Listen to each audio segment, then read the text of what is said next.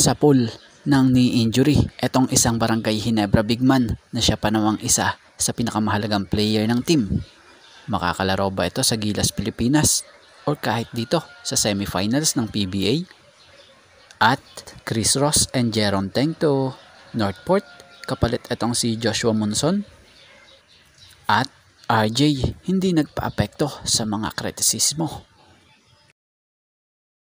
At bago nga ang lahat, baka naman po pwedeng makahingi ng isang subscription para sa ating channel or paki-follow na rin po kung nagustuhan nyo ang ating mga basketball update. At kung ito na may makakabigat para sa inyo, kahit isang like and share na lamang po. Maraming salamat po. So may nabasa nga tayo rito sa post ni Basketball Update Trade and Rumor na trade rumor, Joshua Monson, San Miguel Beermen, Jeron Teng and Chris Ross, Northport Batang Pier. Fair or not? So para sa opinion nga natin dito, nakakapanghinayang lang yung Jeron Teng.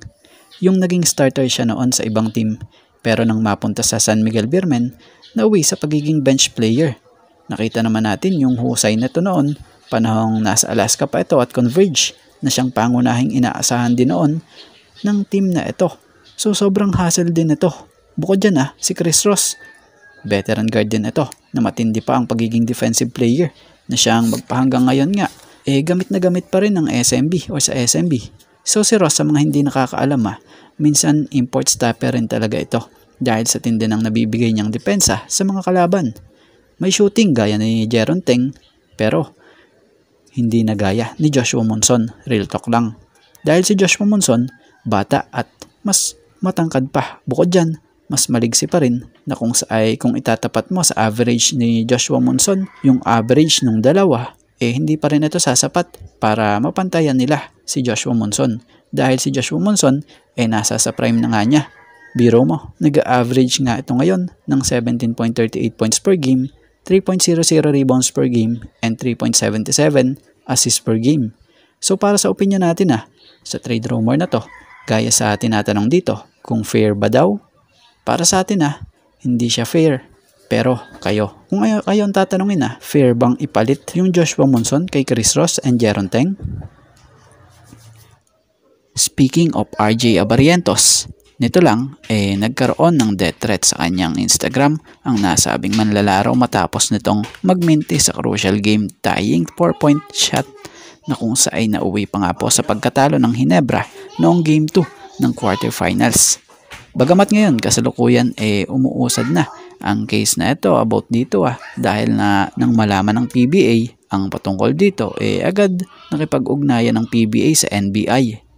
So bagamat wala pa mang sumunod na report patungkol dito, may nabasa naman tayong update ni Fast Break na kung saan sinasabi rito, credit po, netizens to RJ Abarientos, stay off social media.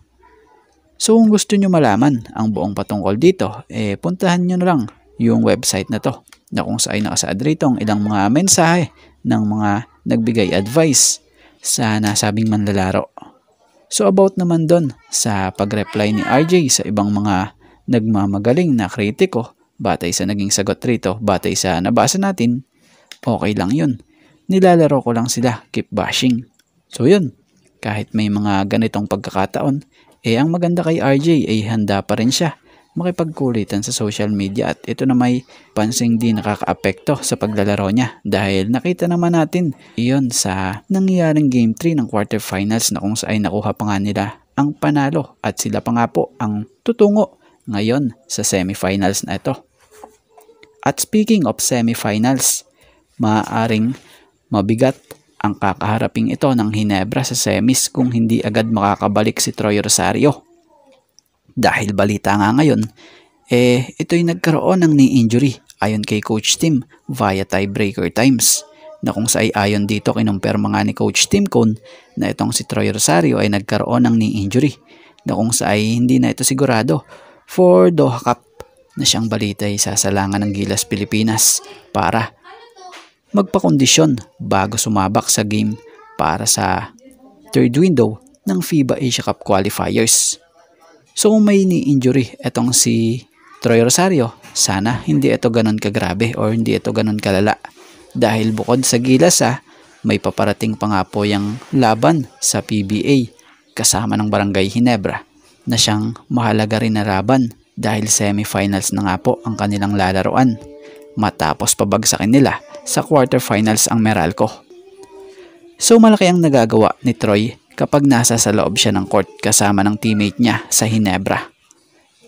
Kaya naman kung halimbawang hindi agad ito makaka-recover, malaki rin ang mawawala sa Ginebra dahil isa siya sa priority big man sa Ginebra na siyang inaasahan din like Japet.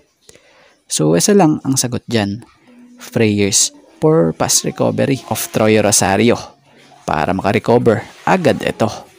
So yan,